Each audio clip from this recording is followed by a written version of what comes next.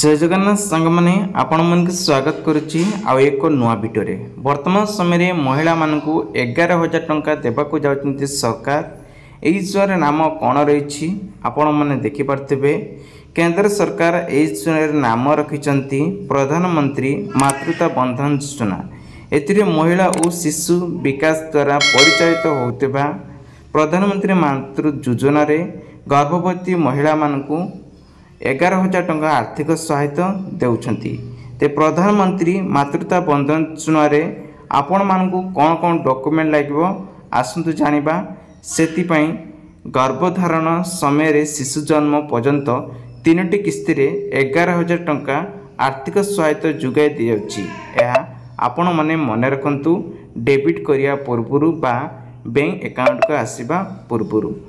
तेबे गवर्नमेंट तरफ आपण मानकु कौन कौन सहायता मिलिबो देखंतु। मागणा औषध गर्भधारण पूर्वरु एवं गर्भधारण परवर्ती चिकित्सा स्वास्थ्य एवं सुविधा मध्य जोगाई दउछन्ति।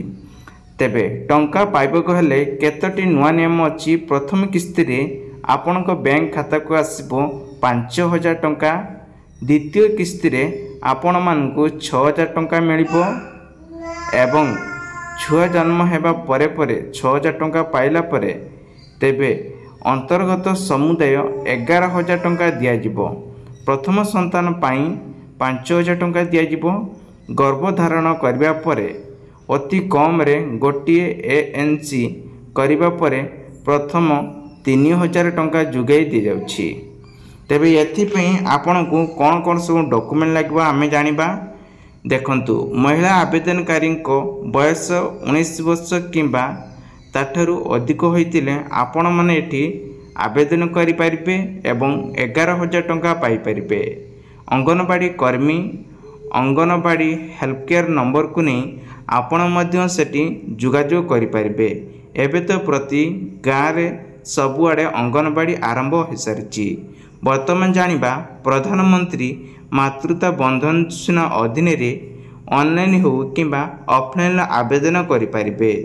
किंतु आपण मानकु मु सजेशन देमी निकट थिबा अंगनवाड़ी केंद्र दीदी सहित कथा बा आशा मान सहित जोगाजोग करी आपण माने फॉर्म टी को भरी परिबे किंबा तांको थ्रू रो सेमान मध्य आसिके आपण मानकु कहिबे।